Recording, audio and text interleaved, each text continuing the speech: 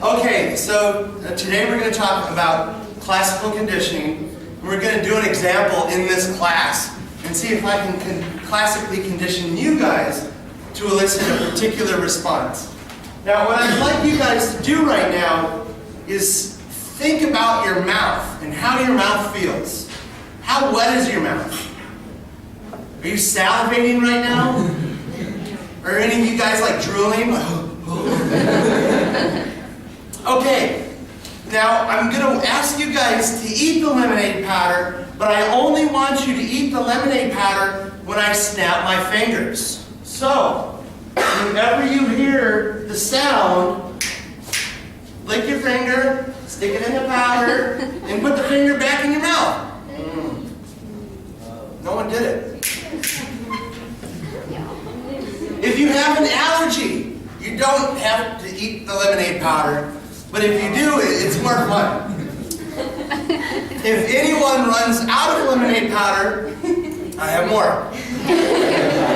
Now, it's important for you guys to eat the... Do you notice anything in your mouth right now? Is your mouth more moist?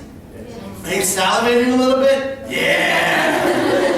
Okay, so the important thing is that you take a little bit of lemonade powder anytime you hear me snap my fingers.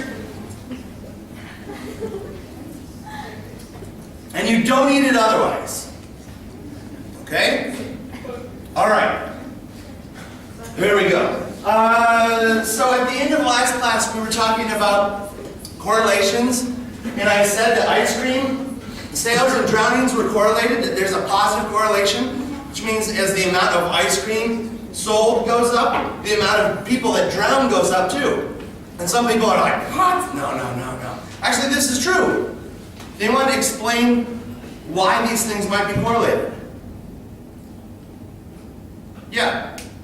Maybe when the weather gets warmer, people eat more ice cream and people want to swim more often, and then that means drownings happen.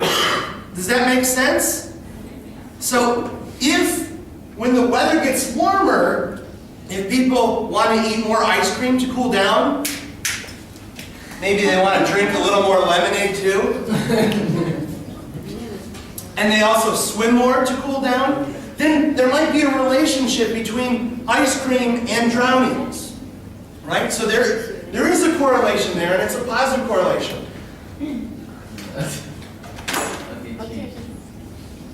All right, so as I think I said in a previous class, correlation doesn't necessarily mean that the two things are causally linked. So just because you have a correlation doesn't mean that one thing caused the other, right? So the question is, does ice cream sales actually cause people to drown, or is there something else? And he said that there might be something else that's going on, right? So the correlations show whether variables are related, not why they're related. Okay? This is really important. So the hours studying in grades, as people study more, their grades go up. As I snap my fingers more, you taste more lemonade powder. And as ice cream sales go up, the drownings similarly go up. Now, if we want to infer causation, does the hours studying cause changes in grades? Do ice cream sales cause more drownings? I mean, it's possible that people, when they eat the ice cream, then it decreases their ability to swim, so then they drown, right? So that's possible. But if we want to infer causation like that, we need more than just the correlation. So we have to have a correlation. If there's no correlation, they're not related, right?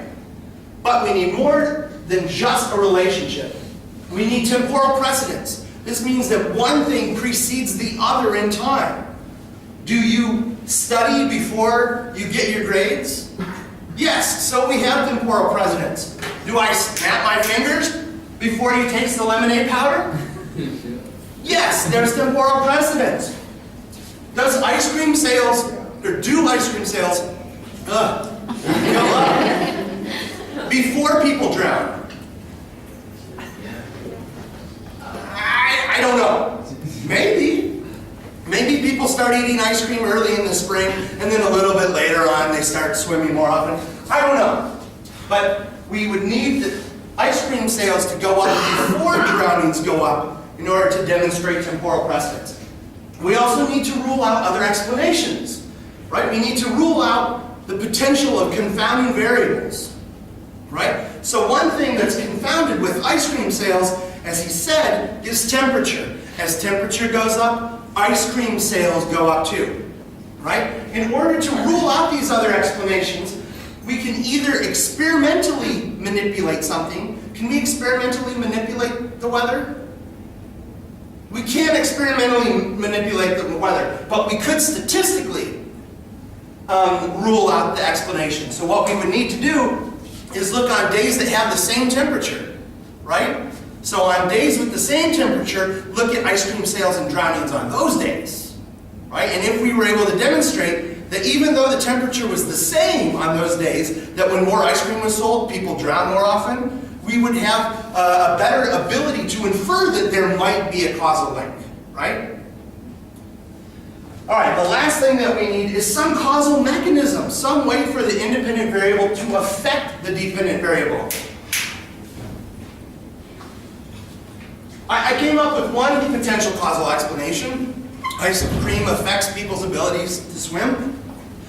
Your parents may have told you things like, don't go swimming right after you eat. So there might be something to it. But other things, there's a much clearer relationship, a much easier way, right? The more hours you study, the more time that you're paying attention to the material. And as we've talked about, the more you rehearse things, the better your memory is later on. So there's an easy causal mechanism related to studying and grades, but not so much between ice cream and drownings. There's a big problem with a lot of correlational studies. People might be interested in things like, are women better drivers?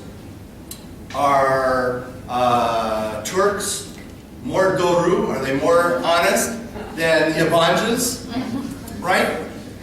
These things, all of these things, since we're not able to manipulate them, they're confounded, right? So women is, I don't know how we want to define women. Let's say the double X chromosome, that's a woman. But society treats women differently. So when a study says that sex is related to driving ability, for example, it might not be that women are bad drivers because they have two X chromosomes. It might be that they're bad drivers because society, when they're young, gives them different toys. Right? So the boys, they get cars to play with. Maybe playing with cars and doing these spatial tasks, building with blocks, creates a different ability than women who are more often traditionally given things like dolls, right? So when studies make, or I shouldn't say when studies, when you see things in the news that say women are worse drivers, men are, worse communicators, men are more friendly. There's actually a recent study where women defriend people more on Facebook. So the people said that men are more friendly. Anyway, there's a problem. Is it because something about that Y chromosome makes men more unfriendly, or is it the way that men have been brought up by society, or something else? Just the presence of testosterone. I could give women testosterone injections and see if it's not being a man necessarily, but the amount of testosterone that you have. Okay? So anything, when we come into a research method where we're not using an experiment, we come up with problems inferring causation.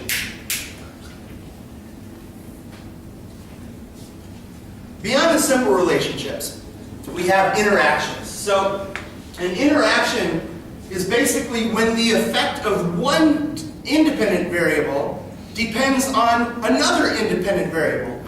So maybe abuse leads to different outcomes for males and females, right? We talked about abuse and criminality. Maybe abuse is more likely to affect the males than it is to affect the females, or vice versa. If that's the case, we have an interaction. So it's when the effect of one variable depends on the level of the other variable. So we talked a little bit about Facebook friends. I said that females have more friends than males. Just made up data. Imagine that when people start with Facebook, how many friends do they have? Zero. Yeah, when you start Facebook, you have no friends. No Facebook friends, at least, right? And over time, It's possible that women acquire friendships more quickly than males do. A student at my former university took pictures of people and made up Facebook accounts for them and then just randomly asked either men or women to friend them. And when he used a female's picture, people were much more likely to accept the invitation than if it was a male's picture. And people were also more likely to ask to be friends with someone with a female picture as opposed to the male picture. This is an interaction. How can you really easily tell if there's an interaction? By looking at a graph, a line graph. So I sent you to a Google image page, had lots of line graphs, right? What was common about all those line graphs?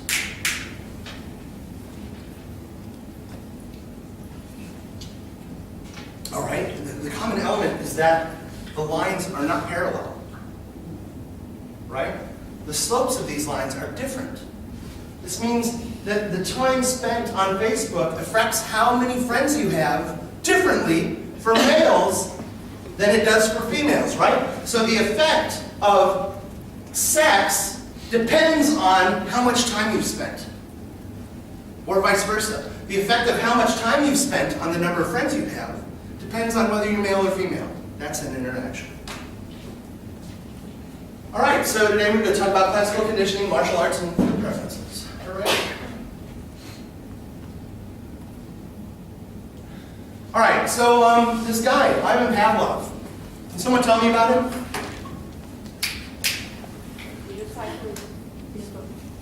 He actually wasn't a psychologist. Psychiatrist. He wasn't a psychiatrist. He's a physiologist. Yeah, he was a physiologist. And what was he interested in studying? He studied dogs and some other animals too. He was really interested in the digestive system. So he did some really interesting things. He collected saliva and gastric juices. He would actually sell some of the gastric juices, these are like the stomach acids and things that the dogs would produce, and sell them to people. Oh, do you have digestion? Buy some of my special elixir and it will help you out. And this actually makes sense. If your stomach is having a hard time digesting foods, if you add in a little bit more acid and bacteria that are produced by these dogs, that could help you out of it. Anyway, so he would sell this stuff to help fund his research. Kind of gross, but neat. All right, anyway, he needs to collect the saliva. He needs to collect the gastric juices. So he needs the dogs to salivate and to make the gastric juices. So how do you get dogs or people to salivate? Not necessarily make them hungry.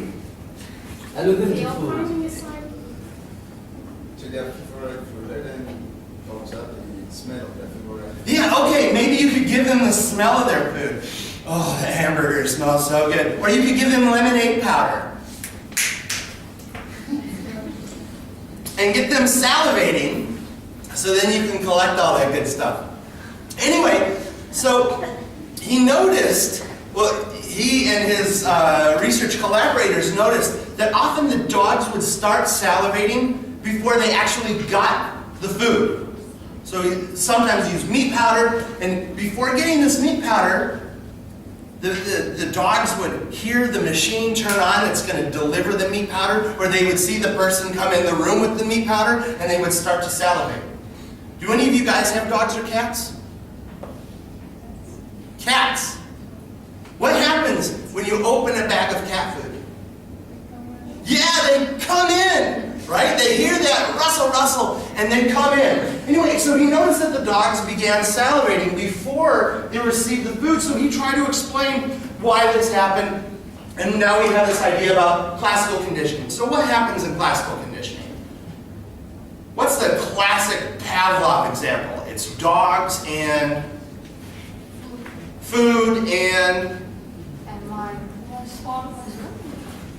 there's something in the environment. What's in the environment? There's a stimulus. It's not a snap. The classic one is a bell. So the bell rings, and then the dogs are going to salivate later.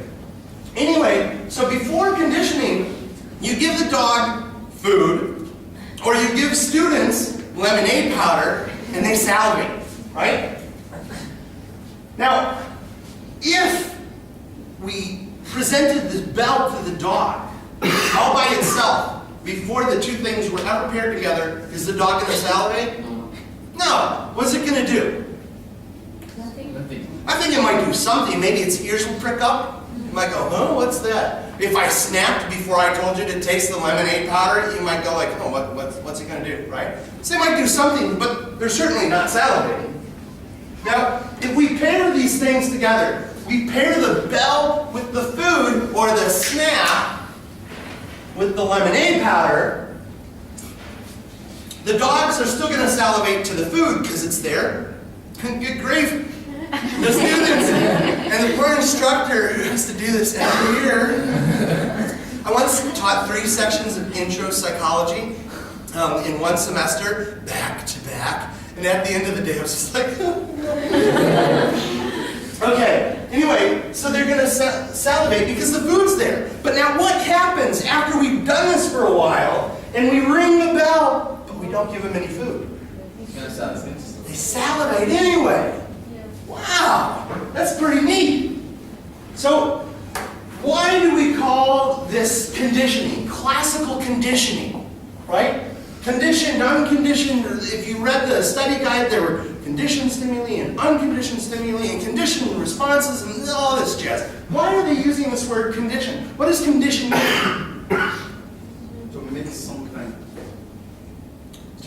make something, to force something to adhere to a particular. I don't know if we have to say that we're forcing something. That is one condition if we create a condition where we're forcing someone to do something, but we can think about a more general definition of a condition. What is a condition? Environment. It's the environment, right? It's the things that are around you. There's a condition in this room. The temperature, the sound, lots of different things. And the state sometimes depends on things. So if we have something that is conditional, what does this mean? My employment is conditional on something. It has to be there. Something has to be there in order for something else to occur, right? So my employment is conditional on what? Yeah, I need to show up and teach my classes. If I don't show up and teach my classes, I'm going to get fired, right?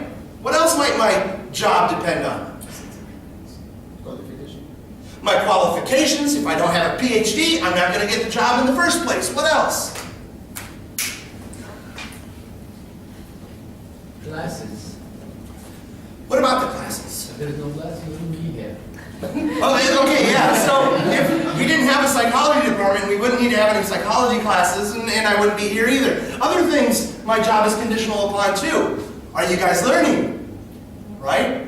If my students don't learn anything, but they learn a lot from Elif or Sammy, then they're going to fire me and keep them, right? Maybe if you guys all hate me, you say, oh, you know, I'm learning, but I just can't stand him. I want to leave Shahir University because he's just so nasty. Right? And the students start leaving, I'm going to leave too. They're going to say, see you later. We like our students more. Right? No. You're tasting the lemonade powder is conditional upon me snapping. Right? The way I set it up, I said, you don't taste the lemonade powder unless I snap. That means tasting the lemonade powder is conditional upon the snap being present. So conditional means it's dependent on some state. Unconditional, what does this mean? Doesn't depend on something. That's exactly right. It doesn't depend on some state. People talk about unconditional love.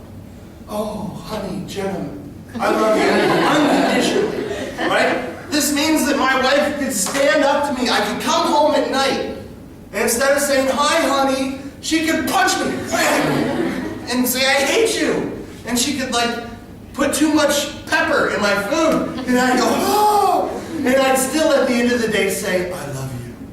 Right?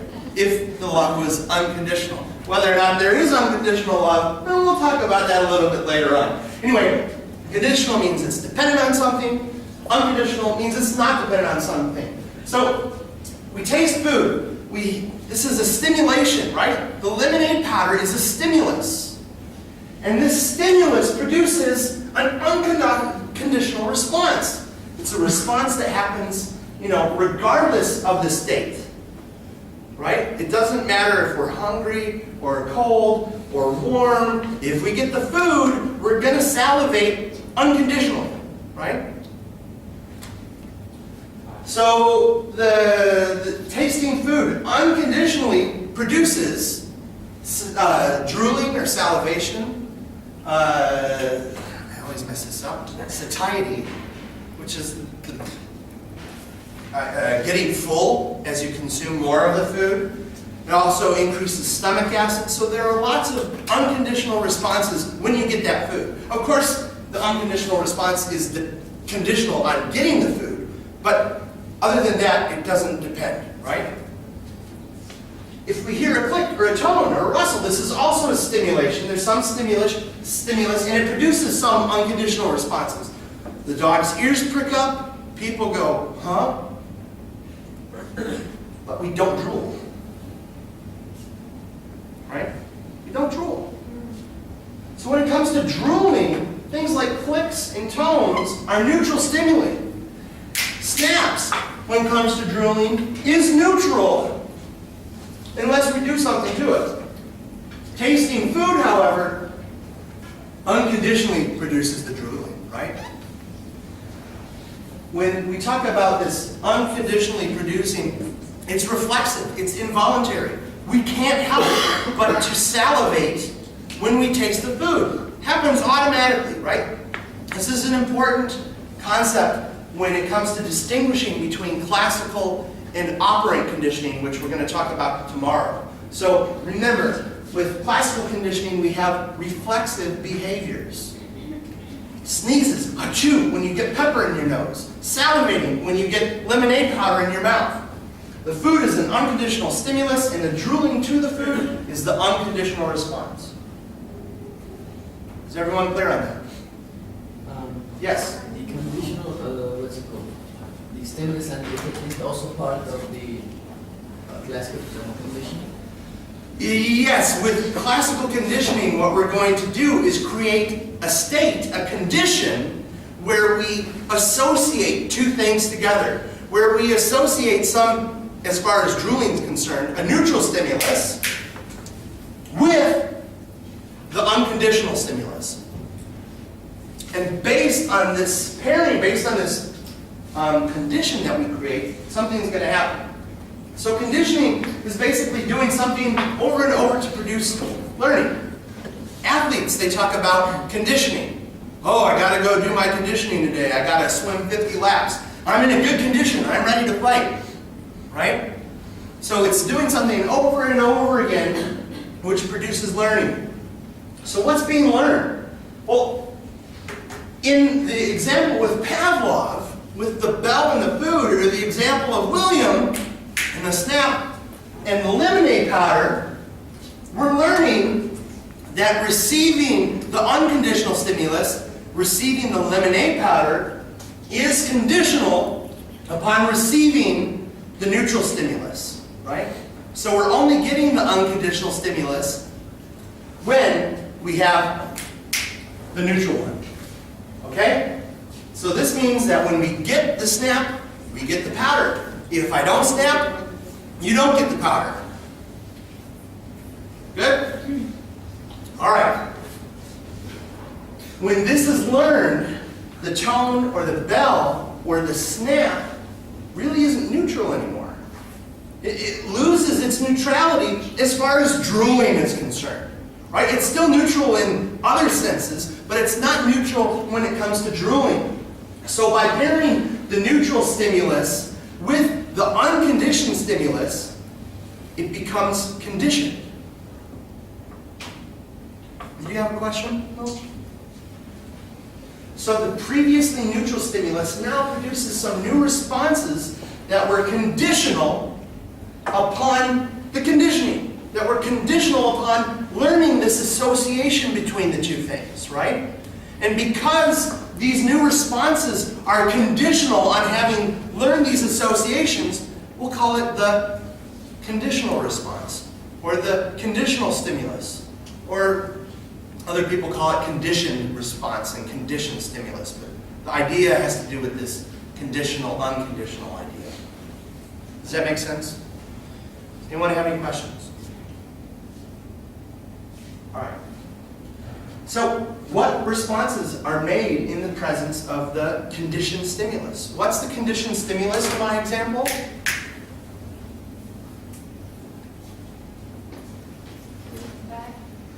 The stimulus isn't the drooling, it's the snap. That's right. The snap was originally neutral, right? But by pairing it, by learning this association, now we have this conditioned stimulus, and the responses that are made in the presence of this conditioned stimulus are what? If the association has really been learned, what should happen? Salivate. Yeah, we should salivate. All right, of course, the animals still might twitch their ears if that's the unconditional response to the snapping the bell or the tone. But additionally now, we have this new response that previously wasn't associated with it. So, drooling to tones is not unconditional, it's conditional upon the conditioning, it's a conditioned response. So, drooling to lemonade powder is an unconditional response. Drooling to snapping is a conditioned response, or a conditional response. Like the unconditional response, after the learning has happened, you will produce this conditioned response automatically. You don't have to think, oh, okay, Dr. Knapp, he snapped his fingers, what should I do now? Oh, I should salivate because that's what he would like me to do. If you really learn that association, you'll do it without thinking about it. It'll just happen. There's an example of this in optometry. How many of you guys have went in to an optometrist's office where they check your eyes? They have this little machine that puts a puff of air in your face? Yeah, okay, some of you guys have done this. This is testing for glaucoma, right? But what happens? The first time you sit down in front of that machine, you have no idea what it does, right? They're like, okay, put your head here, look into this thing, and then you get this puff of air. There's like a little click, click, and then, oh crap! Ugh, it's horrible, right? After you've done this a couple times, the next time you go in for an optometrist visit, you sit in that chair, and what happens? You're waiting for the moment. You're waiting for the moment, and what behavior do you produce? You're blinking a lot, right? When you get this puff of air, this is an unconditional stimulus which unconditionally produces a blink. Right? Blow in your eyes, you blink. I used to love blowing in my kids' faces when they were little. Very cute. Anyway, yeah, so you get the puff of air and you blink. It's unconditional. But this previously neutral stimulus, you sit in front of it and you're like, no big deal. After you learn that this is associated with this puff of air, you start blinking, right? So it loses its neutrality as far as blinking is concerned. And you sit in it and your blinking increases, right? Because you have learned about the association between this machine and the air puff, right? And it's involuntary. I mean, you can try to overcome the blink, right? The doctor tells you to open your eyes and you really stretch your muscles tight so you can avoid the blinking, but it's hard. Okay. The unconditional response and the conditional response, in the examples we've been talking about, salivation, blinking, they're one and the same. But they don't necessarily have to be the same thing. Any new responses to a previously neutral stimulus, after having been conditioned, is a conditioned response. Does that make sense? If you take my learning class, we'll talk more about some different types of conditioned responses that are way different from the unconditioned response. Okay, so we've got the glaucoma test. Food aversions. What's the deal with food aversions? How does this relate to classical conditioning? Yeah? if you taste the food and it's harmful for you, next time you try to avoid this. Yeah, so if the idea is if you eat some food, like especially for the first time, if you eat the food for the first time and you get sick, you're not going to want to eat that food again. So people often talk about eating sushi for the first time. Yes. If you're going to eat sushi for the first time, go to a good sushi restaurant. Don't go to a cheap sushi restaurant where it's been sitting out for a long time. Have it make it for you fresh, right? Because if it's been sitting out for a while, there's a higher likelihood that there are bacteria and other things on it. Anyway, so you eat the sushi, and later you get sick. You have this unconditional stimulus. What's the unconditional stimulus in this example? What? The taste of the sushi. It's not the being sick. I would say the being sick is the unconditional response. The taste of sushi. It's not the sushi. It's the bacteria and stuff, right? It's the bacteria and things that are making you sick. But the bacteria were paired with what? What was the neutral stimulus? The bacteria were paired with the sushi. So later, you get the sushi even without the bacteria, and you say, no, I feel nauseous. I don't want to eat it again, right? So food aversions are actually really important things. Sheep ranchers in Australia use classical conditioning to protect their sheep. So in Australia, they have these dingoes. On the movies, you may hear people say, like, the dingo ate your baby and stuff like that. Anyway, the dingoes are these, like, wild dogs, and they eat sheep if they can. So what the farmers did is they took sheep meat, mutton, and then they sprinkled this chemical on it that makes the dingoes sick. So they eat the meat, and they get sick. It's not the meat that's making them sick, it's the chemical, right? But they make an association between the chemical and the meat. So the meat loses its neutrality, becomes a conditioned stimulus, and later on, if they eat the meat, they'll feel sick. Or even if they maybe smell the sheep, right? So it decreases the death of the sheep, not because like the sheep are going and biting, or the dingoes are killing the sheep and then deciding, no, I'm sick. But like you have these aromatic compounds, the smell of the animals and whatnot that can get associated as well.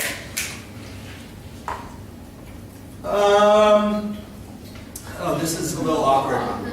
So I always tell this story to my intro class. And I'm hesitant to share it now because I'm putting this on YouTube, but I feel like I have to. It's my duty. Back in my wild and crazy younger days, I was celebrating New Year's Eve. And on New Year's Eve, often traditionally people have toasts. They'll have some champagne. Some people drink more than just champagne. Anyway, my dad thought that it was time for me to get drunk because I had never been drunk before, and he thought, you're getting drunk. So, gave me some beer, he gave me some champagne, he gave me these little vodka slushies with orange juice, and I had had all of these things before. Not enough to get drunk, but I had had some of these things before. But I had something new. I had Goldschlager. Does anyone know what Goldschlager is? It's this horrible, horrible alcohol. It tastes like cinnamon. Really spicy cinnamon. A lot of people love it, not me. I had a lot of Goldschlager that night. You know, my dad, I didn't want to like make my dad think I was a wimp or anything. Yo, I'm a real man. So he would pour me the shot and he would yell, "Bonsai!" And I would say, "Bonsai!" And drink the shot. Anyway, I think maybe 11 shots. I had a lot. Way too much. At some point in the night, I started not feeling very good. But, you know, wanting to be cool, yeah, I can handle it, no problem. I told my dad, well, you know, it's been a long day, I've been up for a long time, I'm going to go to sleep now, see you guys later. So I started heading downstairs where I would sleep on the couch. Anyway, as I was walking down the stairs, the nausea hit me. You drink too much alcohol and your body wants to get rid of it. This is actually a really adaptive response. You eat something that makes you sick, let's throw it up so we get it out of our system. So anyway, the waves of nausea hit me and I started to throw up on my way to the bathroom. So I cut my mouth shut. When it started to come out my nose, so I pinched my nose. And I ran to the bathroom, but the force was too much. So as I got in the bathroom, went up over the shower door, all over the walls. I did get a little bit into the toilet. Anyway, that wasn't a very pleasant experience. And what caused me to have that response? What was the unconditional stimulus in this situation? It was the alcohol. The alcohol produced this unconditional response, right? When you take enough of it, you get this, right? So the alcohol was the unconditional stimulus, my and the resulting nausea and the headaches the next day. All of this stuff was the unconditional response, right? What was the conditioned stimulus? At the beginning of the night, you pulled Goldschlager, and I'm like, oh, this is tasty. I like cinnamon, right? It was neutral. It didn't make me sick. But I don't know about the end of the night. Anyway, from then on, I can't drink alcohol if it's cinnamon flavored. I can drink other types of alcohol, but not the cinnamon stuff. I taste the cinnamon stuff, and I start to feel ill. Sorry, no, I'm not going to drink any more Goldschlager. Right? So it has lost its neutrality as far as nausea is concerned, and it's become conditioned. It's now the conditioned stimulus which produces the conditioned response of nausea. Does that make sense? Anyway, lots of times in food aversions, they don't require repeated pairings. Just one is enough. Just one night of drinking enough Goldschlager is enough to put me off of it for the rest of my life. Yeah? Sorry. What was the alcohol? The alcoholic drink, what does its pair with to be conditioned? What is its Pair with? So the cinnamon flavor is paired with the alcohol itself, right? Now I had alcohol from different sources. I had some alcohol in the champagne, I had some alcohol in the beer, I had some alcohol from the vodka slushies, right? But since I had previously had these things, and I hadn't gotten drunk before, I didn't associate those drinks with feeling sick and horrible, right? But this new thing that I had for the first time, I didn't have pre-existing associations about that. So by pairing this cinnamon-flavored drink with way too much alcohol, I made the connection between the cinnamon and the alcohol, and now I can't handle the cinnamon. Make sense? All right, martial arts. So we talked about martial arts. When my kid was small, I used to play this game where I would drop socks on his belly when he was lying down, and he would laugh. Anyway, now that he's older, I punch him in the gut, and he punches me too. Like, this is fun. I'm not like punching really hard, just like, pow. And he does the same thing to me. We're walking around, pow, pow. Anyway, like the first time that this happens, right, your dad makes this action to you. This is sort of neutral. You don't know what's coming. Get punched in the gut, what do? Oh, right? It's sort of reflexive. Boom. Oh. But now, my son sees me and I go like this, and what does he do? Is it bad? He goes like, well, he actually goes like this before I even punch him, right? This is reflexive. So martial arts, actually the best way maybe to learn the martial arts isn't to practice, wax on, wax off. If you guys have seen the Karate Kid, or just kicking nothing a lot of times, maybe the best way to learn would be to, actually fight a lot. So you learn how to respond when you see the punch coming. It's not like you're just practicing with nothing.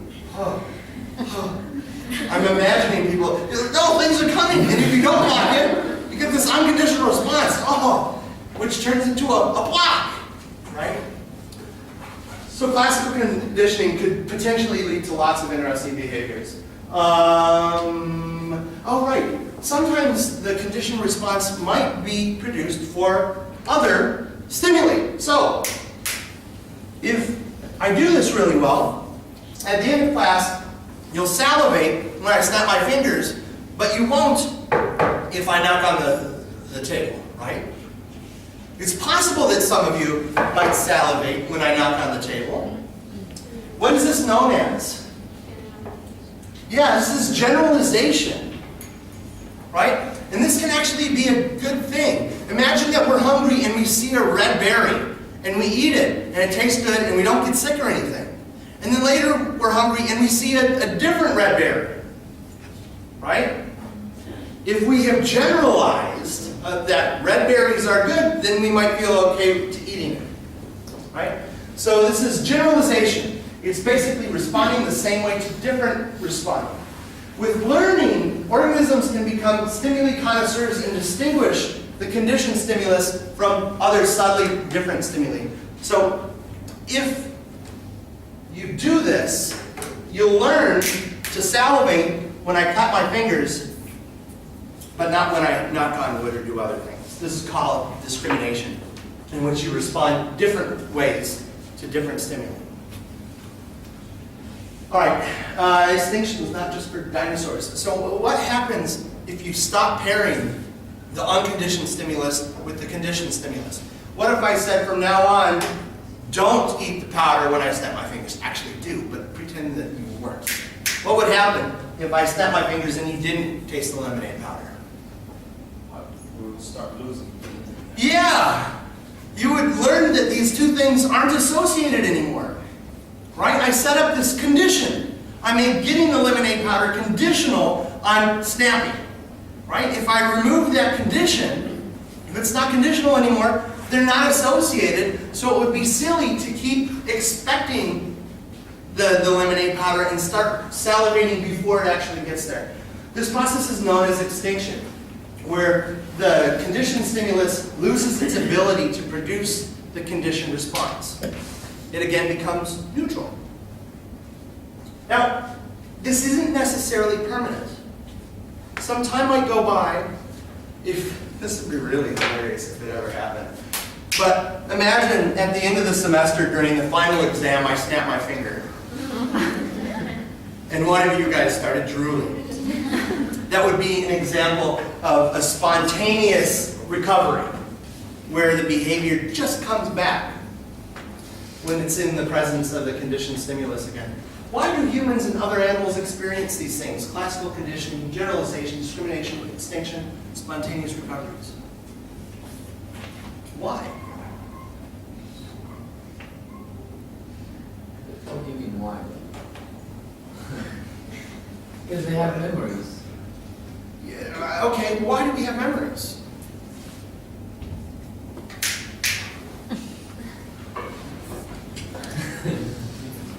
This question about why is related to an evolutionary approach. Why do we behave the way that we do? Right? The theory of evolution states that there are lots of variations. Some population, some of these variations are selected for. Meaning what? Natural selection. Yeah, what's the idea with natural selection? More people are for one, that's all. Yeah, so the survival of the fittest. But fitness in evolution isn't just about strength or power, it's about reproducing. So you can have really weak guys like Bill Gates that make a lot of money because they're smart, and he's fit. He could, well, he's actually not super fit. There are other people who have much less money and much less strength that have had a lot more babies. I think I'm more fit than Bill Gates. I think Bill Gates has two. I don't know. I have 3 kids, so I'm pretty fit. You guys, do any of you have kids yet? You're not fit. Ha ha ha. I'm fit. So, how do these things lead to fitness? How does classical conditioning lead to fitness? By being able to make these associations, we're learning about things in the environment. When this comes, then that's going to come. And learning that when this is coming to my face, if I go like this, that might help me survive longer, which will give me more opportunities to produce offspring or to care for the offspring that I already have, right? So these abilities to learn about the associations, this is really helpful from an evolutionary standpoint. If we weren't able to learn anything, you wouldn't be in here. You would be, think of the people in a coma, right? You haven't learned how to tie your shoes or how to get up or how to even chew. Actually, the sucking is a reflex, so that's sort of out of it. But you couldn't provide for yourself if you weren't able to pick up on any of these associations. Things like generalization allow us to, when we've experienced one thing, so that sushi that you had originally, maybe it was tuna, but you're going to generalize. It's not just the tuna sushi that I don't want. I'm not going to eat any of the sushi, right? Now, if sushi is something that's really bad for people in terms of making people sick and dying, that would be a good thing. I tried one raw fish, that's enough. I'm not going to eat anything else raw, makes you sick and die, right? So generalization can be good. Discrimination can also be good. It's good to discriminate between a poison berry and a strawberry, right? If you generalize, you might die from eating the wrong ones, but if you discriminate, you can eat the right one and survive better. So lots of these things provide some benefit. It helps us survive. It makes us more fit.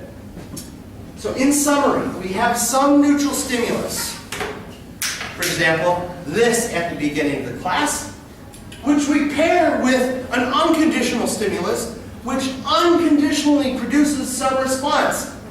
The powder unconditionally produces salivation.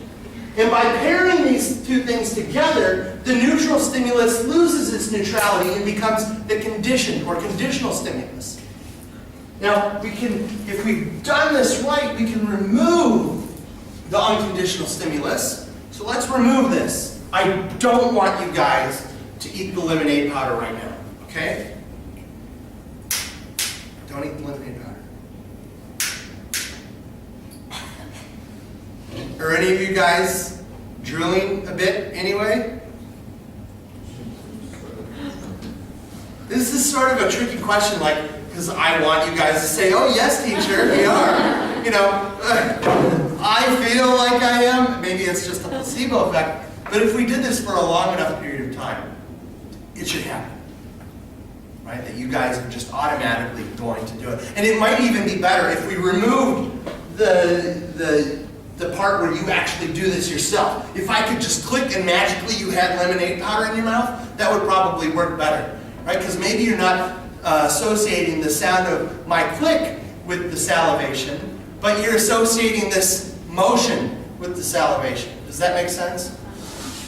Anyway, if that works, we can take away the unconditional stimulus, and the conditional stimulus will produce the conditioned response. Anyway, if we keep producing the conditional stimulus without getting the unconditional stimulus, over time, we're going to stop producing the conditioned response, and that conditional stimulus is going to go back and become neutral again.